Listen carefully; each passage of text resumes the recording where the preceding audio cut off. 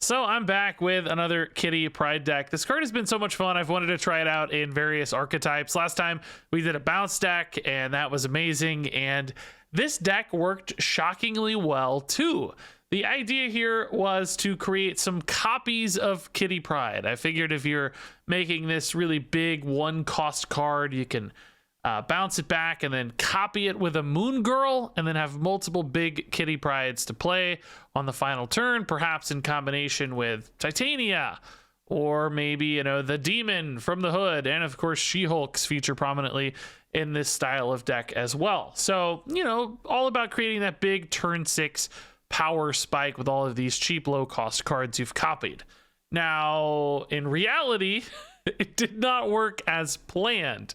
It had a great win rate. We won a lot of games. This deck played pretty well.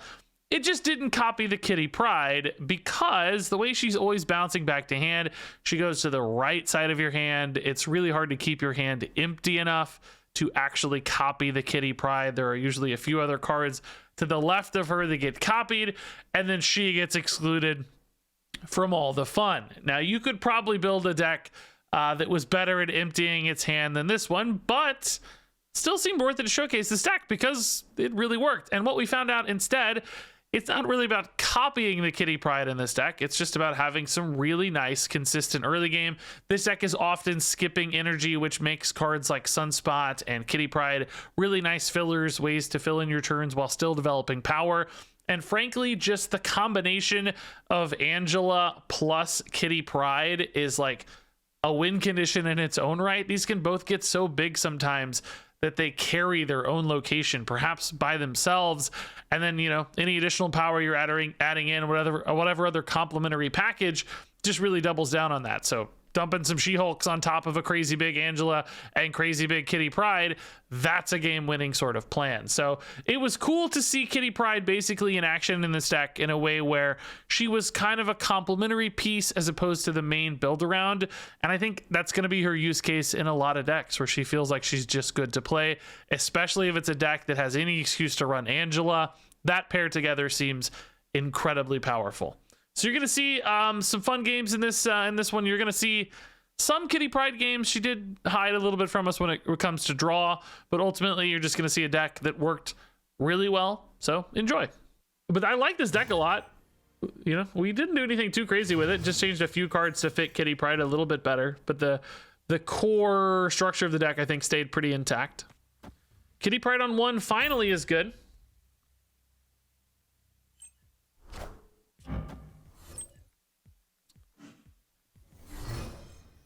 Black Cat gone, sure. Shauna. Oh my god, I can get another Kitty Pryde. Let's get an Angela down. Actually, you know, we could just play Angela on 3. I think that's fine too. Just to get the Kitty Pryde buff cycling. We don't have a lot to do anyway. Moon Girl this game might be a little weird. Oh, hey, that's pretty good for Kitty Pryde, but actually, we're probably going to want to put the Kitty Pryde there at the end of the game and have Angela and Kitty Pryde be 2 of our power cards, right? So maybe Kitty Pryde Demon win right, and then Angela plus, you know, whatever wins mid, whatever, you know, Titania, Cyclops combination or something. Bass with Kitty and Angela seems really good. It was, yeah, actually, it was great. We already did that. We did a bouncy, bouncy, beastie deck, and it was awesome.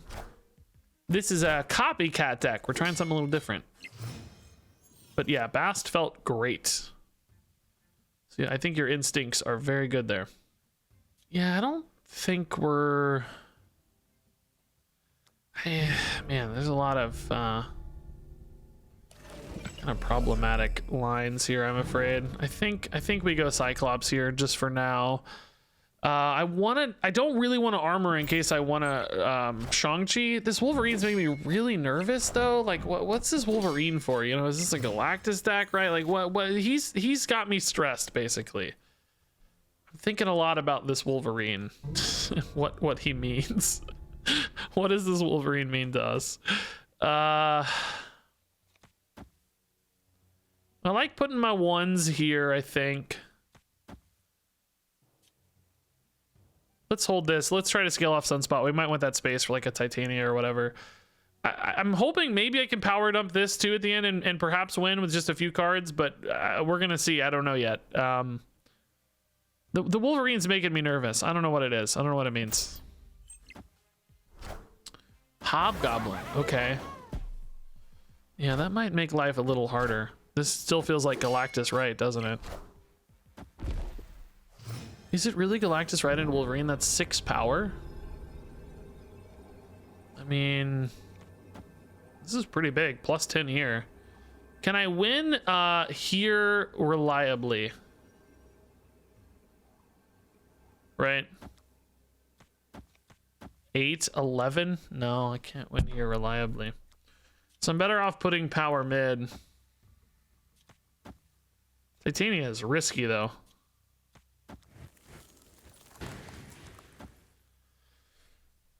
If it's Galactus into Wolverine, I beat that because that's only 6 and I'm adding 10 here. That's fine. If it's I don't know what I don't know what else it is. So I don't know. This should cover a few different bases though, I think. Is it really just Galactus into Wolverine? That I feel like that is such an overconfident line if that's what you're playing. Because you saw my kitty. Oh no, it's Doc Ock. Oh, okay. That's kind of cool. That's actually a little more confident, but you did see my Kitty Pryde. So perhaps you could know that I was going to Kitty Pryde there. If they were really mathing it out, especially because I had the Sunspot as well. Like I could have easily just added 15 power here this turn. I decided not to. I don't even know why I played this Titania, by the way. I probably was always better saving some for the Sunspot. I mean, Maria Hill kind of makes sense, whatever, that's fine, but I don't know. Sunspot getting an extra 1 or 2 would have also been very beneficial, so either way, interesting. Kitty Pryde was clutch there, by the way. Look how big this Angela is. That's mostly Kitty Pryde's, right? And then she was plus 10 herself. This is such an insane 1-2 punch. Like, your deck doesn't even always have to do anything else. It's like those 2 cards alone can contest 2 lanes for the most part. Can we get the Kitty Pryde Dream? Oh, Kitty Pryde on 1 is the Dream. Oh, Kitty Pryde Shuri's Lab is the Dream. Oh. The actual Dream, I think. Can we play Hood? Yeah, we can play Hood. We need bodies in Mojo World anyway. Dude, we can even Moon Girl this. Mysterio, that's probably gonna be the big one, so that's 8. I think we played this guy earlier and he just like played a beast and then conceded maybe? I think it was the same skin and that same name if I remember right, but I'm not sure. Of course I don't remember exactly. Dude, we're never gonna copy the Kitty Pryde. The hand is too full again. It's impossible. We can't dump cards fast enough, guys. Particularly Camp Lehigh adding an extra one in. It's gonna make it too hard, I think.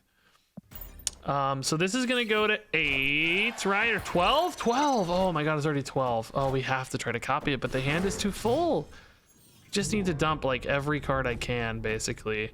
But I still have to be able to play the Kitty Pryde. So next turn... What if I just play a Sunspot instead of the Kitty Pryde here? What if... so we'd go to... next turn we play Moon Girl... Kitty Pryde with 3 cards in hand. The Camp Lehigh is going to screw it up. I'll have Shang-Chi, Maximus, and some other card that I top deck. Kitty Pryde will be the 4th card, which won't work. Yeah, so we're better off just playing the Kitty Pryde as is here and using her basically to, I think, solo the lane as much as possible. She's just going to be so big. Assuming they don't have a Shang-Chi or, you know, Killmonger or whatever. Dude, she's 28. That's actually perfect. Yeah, hand size and Kitty Pryde always being on the right just make this Moon Girl plan so awkward, which, you know, it doesn't make it wrong necessarily because, as we've seen, it's actually worked out really well for us, but we're winning a ton of games. But just this particular combo does not really pan out as you hope. Yeah, thick kitty indeed. This is awesome seeing her in play with locations. This is really cool. Dude, 60 power. She's gonna go to like 124. That's so sick. Iron Man mid. Oh, okay. So we're gonna have to contest elsewhere. It looks like. What if we did a little bit of a spice? Right might be the spice. Is 18 here enough to win? Like, they've seen me play this. Oh, they just gave up. Okay. That's fine. That's fine. Sanctum Sanctorum. Okay, we don't want Iceman in the Moon Girl pool. We can certainly play this out early. That's fine. Moon Girl Titania is amazing, though, with She-Hulk. This is the dream here. So, oh, Limbo makes life a little awkward, though, because board size is going to be hotly contested. Like, we need to both manage hand size and board size here with 7 turns, and that's going to be tough. If we got a Sunspot, I'd be really happy because we could just float so much energy, or Kitty Pryde. Both would allow us to continue scaling. Oh, we're going to get their Sunspot. Okay. Okay. Can I give them my collector just from a board size standpoint? Like, I just don't want this, right? It does get pretty big off Moon Girl potentially, though, so maybe it's actually worth keeping this. I just wish I had something garbage to give them. The Angela is not going to be terrible for them on a slightly full board. Titania silenced early. Okay. Sunspot's great because now we can scale. Like, we just pass all day. This might be a good time for Moon Girl depending on what we see. Yeah, I guess it is, right? Because we want to make sure we have these two in particular, and our hand might get too full later. So, collection strand +4. We can put a She-Hulk there and a She-Hulk Titania in the other spot. And that's kind of all we got left. No, I should put Moon Girl with Sunspot because Sunspot can get really big, which means we need more power here. We might have to put like both She-Hulks here and a Titania here or something. This looks like it actually can get big, Shuri Red Skull stuff, so I think this is the right way to do it. We're just gonna have to ride this Sunspot to success, I think. Ooh! Dodge that Cosmo. Boy, oh boy. Okay. Second Sunspot. Oh my god. Yeah. Yeah, this just gives me 2 She-Hulks late. Yeah, this will be the best power we can put out. I don't know that it's going to be enough for the record, but it's the most we can put out. Do we think there's any chance of them overriding Limbo? Because we could just play the She-Hulks now, but it kind of shows our hand a little too much, I think. I think we trust they won't. Cosmo and Claw, though, are kind of sneaky type cards, but I don't think they will. I don't think they have a Scarlet Witch or anything. Destroyer. Okay, that is very big. All right. I mean, obviously we know the play is 16 power enough to win. It's an 8 power advantage here, arguably 6 with Angela, and a really big power advantage here for the tiebreaker. I mean, I think we have a good shot. Let's see. Armor is totally fine. I don't care about that. Tomb is big, but not big enough. I think we're absolutely dominating here. Cool. Getting that free Sunspot off Oscorp Tower. Look at that. It's 20 power that I got for free, dude. We kind of ripped that off, man. I don't think without this we win, right? Like, yeah, our Angela would be a little bigger if it were over here than theirs is, but not much. Not much, man. Oh god, guys, sorry. Oh god, I got distracted. Oh god, oh god, oh god, oh god. Oh god, I was reading tweets about Kitty Pryde. Sorry. Apparently Kitty Pryde works with Wave.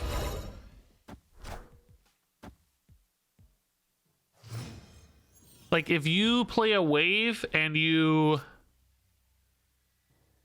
pull the Kitty Pryde back, so like you play Wave on 5, you can still pull Kitty Pryde back on 6, and she'll cost 1 because she wasn't in hand for the for the Wave. So, what I guess is not actually surprising. That's exactly what I would expect it to do, I suppose. But anyway, intriguing. Just learning. We're just learning more and more about. We're learning more and more about Kitty Pryde today as we play. There are a lot of really complex interactions with this card. I mean, she's super fun. Honestly, I really like the design, but I do worry that's a design weakness a little bit of the card. How many like weird, crazy, complex interactions there are. A lot of things have not been intuitive to people. You guys just keep asking question after question. and they're all reasonable questions to ask, you know?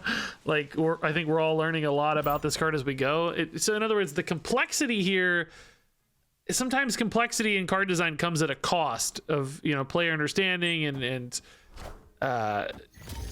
cards that are too complex start to be unfun because of their complexity. I don't know if she's there, but it's just a risk. She's really treading that line, I would say, of almost too complex and confusing, just based on chat in particular, how much you guys are seemingly reacting to her. Okay, Shang-Chi right might actually snipe this Captain Marvel out from under it, but well, yeah, I could do it after turn, I could do it on turn 6, yeah, maybe. Okay, that's interesting.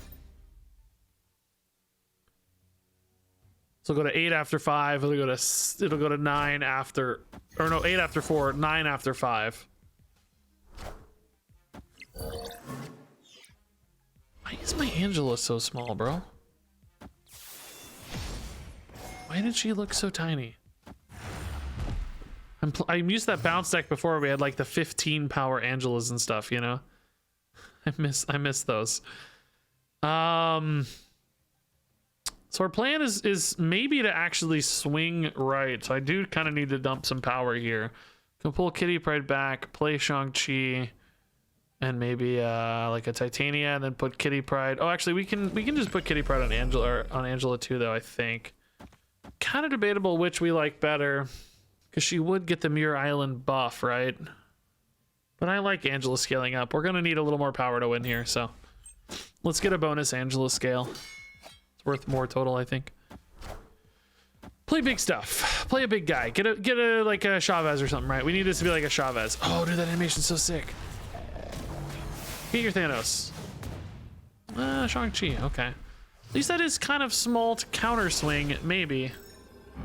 Shang-Chi, what happened to your head, dude?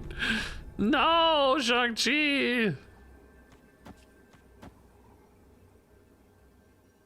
I don't know, man. I feel like they're gonna want to maybe play Thanos mid. Perhaps we should put a Titania left and a Titania right. Like maybe we actually give mid up here a little bit since they're kind of expecting me to contest it more.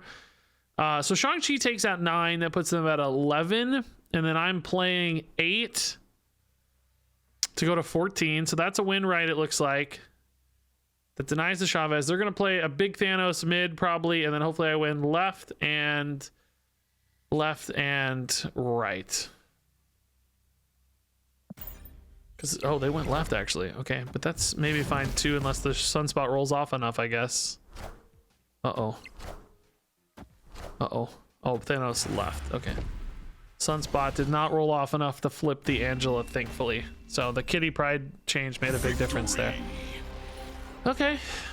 But I wanted to get a couple more Kitty Pryde games with this deck. Like, this deck's been pretty good. It just hasn't been a good Kitty Pryde deck necessarily. She's been fine. She supported it a little bit, but I literally have never even copied a Kitty Pryde with Moon Girl, which I guess was the plan. In reality, I don't know if that was much of a plan.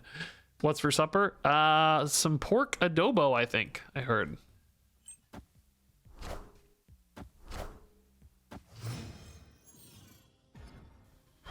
Oh, collector over there themselves. Oh, Cerebro. That's not good for us.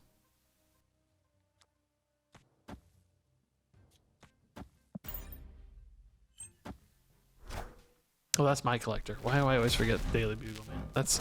I was like, what's Collector and Yondu doing together, bro? What are they doing together, man? This makes no sense. We can use Titania actually to break their Galactus. Ooh, that is a good top deck. Oh, crap, that's so good.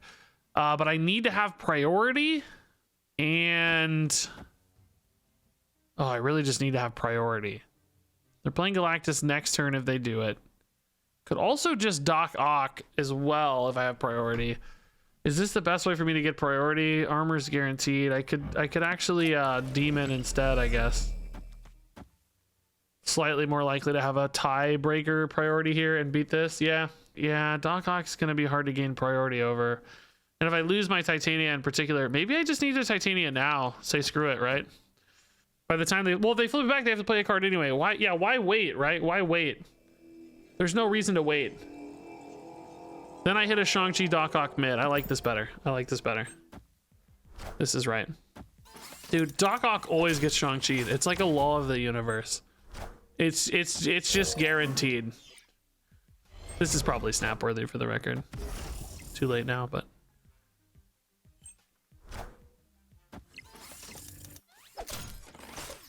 we might even get their Galactus here. Oh my god, it's a law of the universe! I swear to god! It's guaranteed! I have never seen a Doc Ock that did not get Shang-Chi. It's just a rule of law. It is absolutely mandatory. Okay. Okay. 6 cost Kitty Pryde, by the way. That's kind of hilarious and amazing. Dang, I still don't actually really win this on just power, hardly. They snapped? What do they have? Oh no. Galactus doesn't work with this, right? Like, it shouldn't work based on how I understand Galactus. Oh, Kang. Okay, free Kang snap, I guess.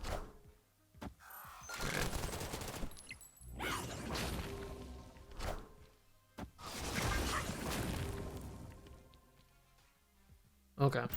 Hey, TNT, dude, thanks for the 24 months. And Jono on Twitch with a Prime sub. I have not been paying much attention to subs, guys. Sorry if I missed some. I'm all in the zone on Kitty Pryde, you know? She's got me all zoned in. I think we just play one card now. Yeah. Victory. Problem is, right, as soon as they play a card here to flip Titania, then Galactus is gone anyway, so it's I think that just always breaks their Galactus, basically. Kitty Pryde one time? Oh, dude, Kitty Pryde Sinister London can be so fun. Please. It breaks the game every time. Oh, also same opponent, so we know this is Galactus. Yeah, I mean, they know now that we have a Titania. So they might, if I snap confidently, there's our Kitty Pryde gone. They might, oh, also, they're just ripping it through Sinister London. No fear. Just realized. Titania. Okay. That's good news. Yeah, they might know they're screwed to Titania, so I might just be able to like snap my way out of this safely. Oh, so now they have to rely on a turn 6 Galactus anyway. Oh. Oh, snap. Snap it out. See if they play it out. Are they really gonna play it out? Maybe they trust Doc Ock enough? Like 2 big Doc Ocks? Oh my god, bro. If they have a Nimrod, I guess, they could still put a pretty big play into Miniaturized Lab on 6, for the record. Nimrod could bail them out of this. Shoot. Did I prematurely snap? Man, I sure don't feel like I did, but their confidence has me a little horrified. This would buff Maria Hill twice going into the Galactus. I'm likely to reveal first too, of course, because of the sunspots. So any cards I play on that final turn would get buffed by these Novas as well, right? Although if they don't play Galactus, I am kind of locking myself up, but I'm also trusting the sunspots in that case. I think. Well, wait, actually, if I reveal first, I can still just Titania, can't I, on 6? Yeah, I can still just Titania if I reveal first. I don't even need to worry about this. We don't need any other cards, right? This is fine. Are they going to play a Nimrod, I think, is the question. There's the Doc Ock. Okay. Maybe they're just going to try to win on big Doc Ocks. I mean, that's a reasonable decision, but I'm just hoping the sunspots can carry me. Although, man, the Hood's like the worst case scenario. Jeez. Terrible rolls. Wow, we hit the She-Hulk anyway. That's kind of cool. I mean, they obviously don't win with Galactus, right? So do we try to win off Sunspot size, or do we try to win off... Well, Collector only gains +3 if I play Moon Girls. That's just objectively worse than Sunspot, unless they have a Killmonger. Do they have Killmonger? How did we not Shang-Chi their Doc Ock, by the way? Yeah, the law was broken, yeah. If they have a Killmonger, all of mid is just gone, deleted, so that's not a win. And I don't think I can ever win with Maria Hill Collector either if they have a Killmonger, right? Because it would be 5 and 3 is 8, and 4 is 12. Yeah, they'd be at 15 probably. So yeah, I don't think we ever win if they have Killmonger, basically, is the moral of the math here. Yeah, they didn't play right at all. Okay. Oh, Shang-Chi's really nutso too, man. Forgot about Shang-Chi's. Oh man, gross. If that rolls right, am I fine? Yeah. Oh, we still win. Holy moly, dude. Weird game. Okay. Yeah, Shang-Chi better for us than Killmonger, so cool with that. We got a little lucky, man. If this rolled mid, or if this rolled mid, we got lucky twice, actually. Woo! Dodged a bullet, honestly. I can't blame her if she doesn't show up, you know? Don't put this on me, at least. I hope you understand I'm trying. I want her to show up as well, I promise you. I am on the same page. All right, so this will get scaling here. This will get scaling here. We can put Collector here too, maybe with the Sunspot if we feel good about it. Okay, Collector it is.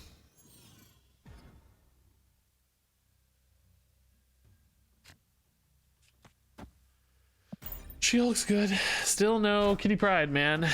Yeah, Chavez in every Kitty Pryde deck. It might end up being right. I don't think she's good enough that it's worth it just universally to run a Chavez, you know? Like, I think, in other words, you need more excuse than that. But a lot of decks do have a lot of excuse already to run Chavez, so I don't think that'll be altogether uncommon, no.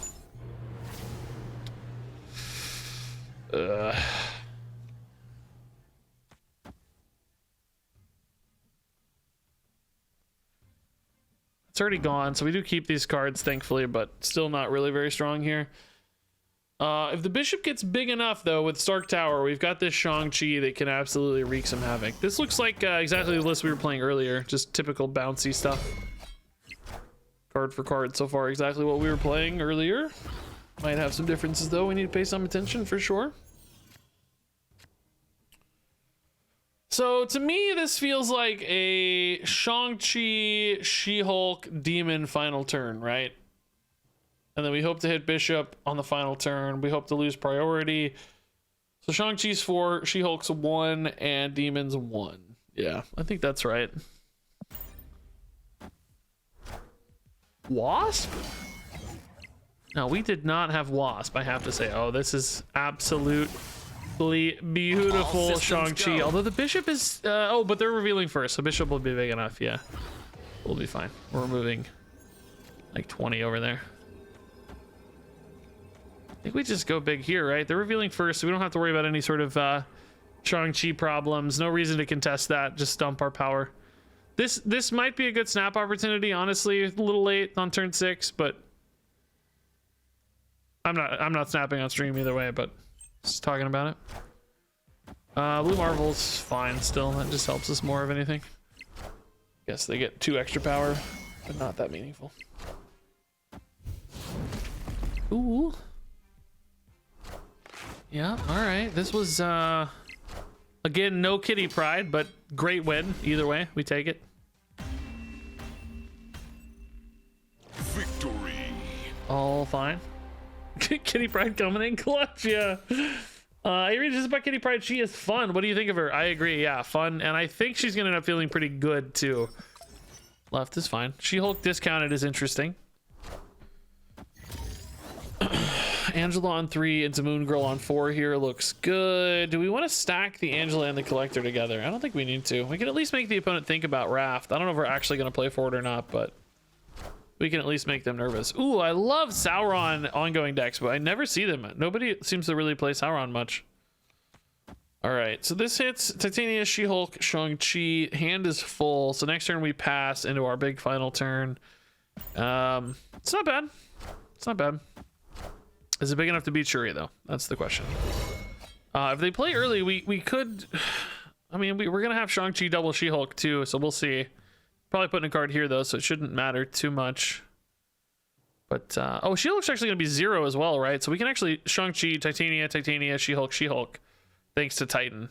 It's pretty cool. Honestly, I still don't feel confident that we're gonna win though, just because Shuri is so gross. Like, Shuri's just so nasty that I still don't feel good about this. They do have priority though, so we might be able to say, like, let's win mid and maybe, like, let's try to win right on raw power output here.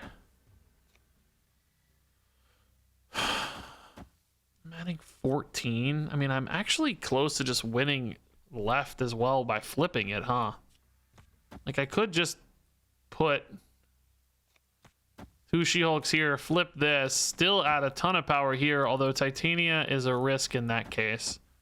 This beats big thing plus small thing. So this pulls me ahead in all 3 spots. 18 plus 4 is 22, yeah. If they go for big thing right, small thing mid, we win. If they go for big thing mid, we win with the Shang-Chi. If they go... I think this is okay. No, I don't want to snap. It might be worth it, but I want you guys to see the end of the game. They might retreat. They don't have what they need. Big thing mid, we should be fine. Big thing plus small thing, like we said. Oh, that's a bigger small thing than I thought, though. So actually, we're not fine mid, but we're fine elsewhere. So all good. Just big enough. Cool.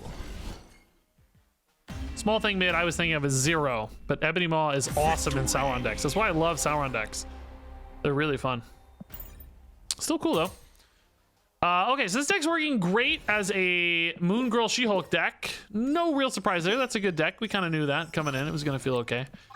As far as a Kitty Pryde deck, we just don't see it ever. I need to see some Kitty Prydes, man. We need to draw her on 1. Where is Kitty Pryde? I'm going to put out like a bulletin.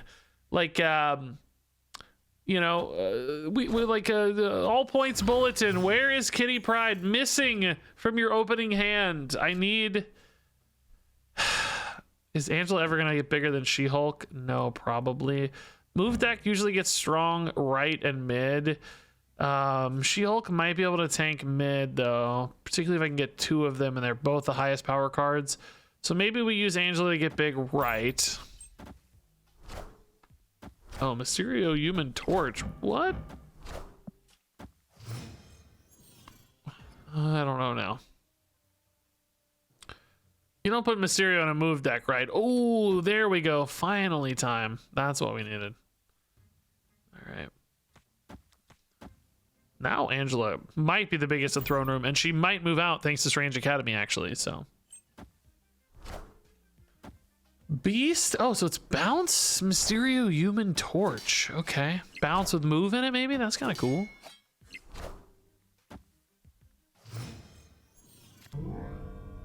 Shang-Chi is very cool. But, oh. Okay. Man, I finally get a Kitty Pryde and the opponent retreats. Dude. Come on. Dude. So guys, again, this deck is actually working shockingly well. Day 1 build, 70%, up 14 cubes already. One of those was 8 cube gain. I haven't been snapping much though. But yeah, it feels good. I can't say Kitty Pryde is the star of the deck, but she certainly seems to be contributing sometimes. But great results so far. Glad I didn't hit Angela. That's good. Be nice to get a 1-drop to go with this Kitty Pryde, but I think we... Oh, we did. Nice. Yeah, okay. I don't know, man. Yeah. Let's still do this. We kind of lose a spot on the Angela here, but we can still make space with the Kitty Pryde always, so... I don't know. This might also just scare off the opponent from the raft a little bit.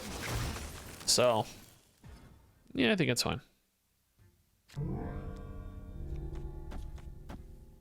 And we don't have to lock up the raft thanks to Kitty Pryde. Her flexibility here means we can both commit and still save some power for later as well, which is just not so good, as we know.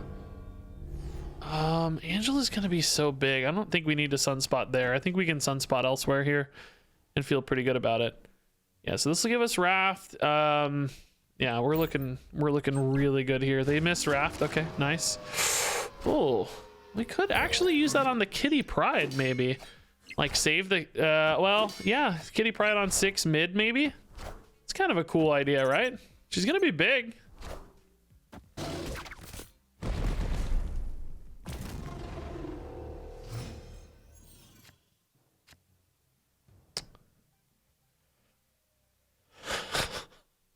I'm hurt. I'm hurt. That stung a little. I think we pass here and maybe some She-Hulk plays or something, right? I don't know. Let's just see what the opponent does. We might have a cool... Oh my god. She-Hulk would actually be insane right now. Can I get a She-Hulk, please? She-Hulk Armzilla would be so nuts. I'm revealing first. There's not even a good Shang-Chi play here.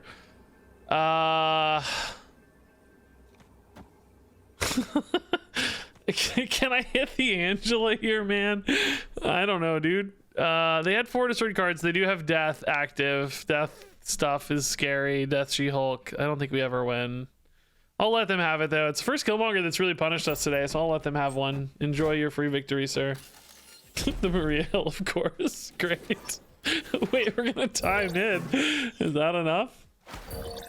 I don't think so. We're only at 8 left, so they definitely win left. Yeah. Oh. Dang, dude. Almost. Crap, man.